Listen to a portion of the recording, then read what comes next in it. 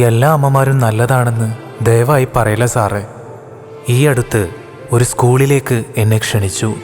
ആ വേദിയിൽ ഞാൻ അമ്മയെക്കുറിച്ച് ഒരുപാട് സമയം വാചാലമായി. പലരും കരഞ്ഞു തളർന്നു പോകുന്നത് ഞാൻ കണ്ടു. എല്ലാം കഴിഞ്ഞ് പുറത്തിറങ്ങിയതും പലരും വന്ന് കൈ പിടിച്ച് കുലുക്കി. ചിലരുടെ കണ്ണുകൾ കലങ്ങി മറിഞ്ഞിരുന്നു.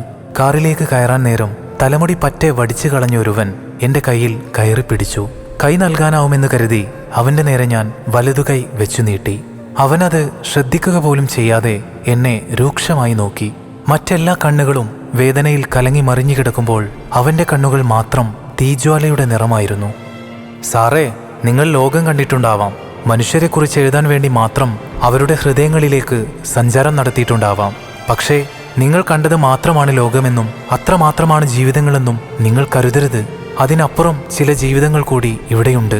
അതും പറഞ്ഞ് അവൻ തിരിഞ്ഞു നടക്കാൻ തുടങ്ങുമ്പോൾ ഞാൻ അവനെ പിടിച്ചു നിർത്തി. കാരണം മറ്റൊരാൾക്ക് ദേഷ്യം തോന്നാൻ മാത്രം എന്തെങ്കിലും ഒന്ന് ഞാൻ പറഞ്ഞിരുന്നില്ല. അവനെ വിളിച്ച് ദൂരേക്ക് മാറ്റി നിർത്തി അവനോട് ഞാൻ പറഞ്ഞു, മോനെ, എനിക്കറിയുന്നവ മാത്രമാണ് ഞാൻ പറഞ്ഞത്. നിനക്കറിയുന്ന കാര്യങ്ങൾ നീയും പറയൂ. അറിവ് പരസ്പരം പങ്കുവെക്കാനുള്ളതല്ലേ. ഞാൻ പറഞ്ഞതിൽ എന്തെങ്കിലും തെറ്റുകളുണ്ടെങ്കിൽ എനിക്ക് തിരുത്താനും കഴിയുമല്ലോ. അവൻ എന്നെ തുറിച്ചു നോക്കി.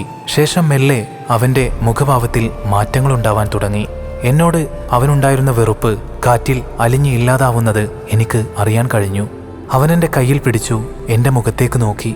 എൻ്റെ അമ്മ എന്നെ ഉപേക്ഷിച്ച് ഏതോ ഒരുത്തൻ്റെ കൂടെ ഇറങ്ങിപ്പോയ ഒരുവളാണ് സാറേ. പക്ഷേ എല്ലാവരും അങ്ങനെയാണ് എന്ന അഭിപ്രായം എനിക്കില്ല. എങ്കിലും അതുകൊണ്ട് മാത്രമല്ല ഞാൻ ഈ അമ്മ എന്ന വർഗത്തെ വെറുക്കുന്നത്. സാറിനറിയോ, എൻ്റെ ഏറ്റവും പ്രിയപ്പെട്ട കളിക്കൂട്ടുകാരൻ അമലിനെ അവൻ്റെ അമ്മ തല്ലിക്കൊന്ന് കെട്ടിത്തൂക്കിയതാണ്.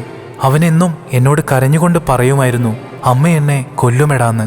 മരിക്കുന്നതിൻ്റെ തലേന്നും അവൻ കരഞ്ഞുകൊണ്ട് പുറം കാട്ടിത്തന്നു. മുറിവുകളും പാടുകളും ഇല്ലാത്ത ഒരു ഇഞ്ച് സ്ഥലം അവൻ്റെ ദേഹത്തുണ്ടായിരുന്നില്ല.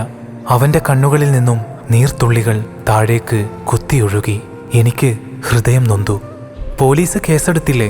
ഇങ്ങനെ ഒന്ന് കേട്ടതായി ഓർക്കുന്നില്ലല്ലോ. ഞാൻ അവനോട് ചോദിച്ചു. അയൽവാസികൾക്കൊക്കെ അവരെ ഭയമാണ് സാറേ. അവൻ മരിച്ചിട്ട് ഞങ്ങൾ അറിയുന്നത് അവൻ്റെ അടക്കം കഴിഞ്ഞിട്ടാണ്. നേരം വെളുക്കും മുമ്പ് പോലീസുകാർ വന്ന് കെട്ടഴിച്ച് താഴെ ഇറക്കി. ആശുപത്രിയിൽ കൊണ്ടുപോയോ ഇല്ലയോന്നറിയില്ല. ഞങ്ങൾ 10 മണിയോടെ അവൻ്റെ വീട്ടിലേക്ക് ചെന്നപ്പോൾ ഗേറ്റ് പൂട്ടിയിരിക്കുകയാണ്. നാട്ടുകാർ പ്രശ്നമുണ്ടാക്കിയപ്പോൾ പറഞ്ഞത് ചത്തവനെ വെച്ചിരുന്നിട്ട് എന്തിനെ എന്നാണ്. അത് ആത്മഹത്യയായിട്ട് തള്ളിക്കളഞ്ഞു. അത്രയും പിടിപാടുള്ള സ്ത്രീയായിരുന്നു അവർ. എനിക്ക് അവനെ തന്നിരുന്നേൽ ഞാനവനെ പൊന്നുപോലെ നോക്കിയേനെ സാറേ. അത്ര പാവമായിരുന്നു എൻ്റെ അമൽ. അവൻ്റെ കണ്ണുകൾ വീണ്ടും നനഞ്ഞുകൊണ്ടിരുന്നു. ഞാനവൻ്റെ തോളിൽ കൈവച്ച് സമാധാനിപ്പിച്ചു.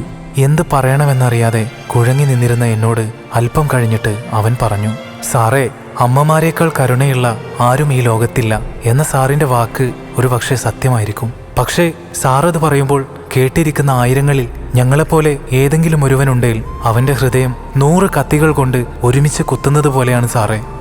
ഞാനൊന്നും മിണ്ടാതെ തിരിഞ്ഞു നടന്നു. എൻ്റെ ഹൃദയം ശക്തമായി മിടിക്കുന്നുണ്ടായിരുന്നു. പോകുന്ന വഴിക്ക് കാണുന്ന ഓരോ അമ്മമാരിലും അന്നുവരെ കാണാത്ത ഒരു തരം ഭീകരമായ മുഖം കാണാൻ തുടങ്ങി. മക്കളെ ചുംബിക്കുന്ന അമ്മമാർ അവരെ കടിച്ചു കൊല്ലുമെന്ന് തോന്നി. കൈ പിടിച്ചു നിൽക്കുന്നവർ ആ കൈകൾ പിഴുതെടുക്കുമെന്ന് തോന്നി. ഒക്കത്ത് വെച്ചിരിക്കുന്ന കുട്ടികളെ നിലത്തിട്ട് ചവിട്ടി അരക്കുമെന്ന് തോന്നി.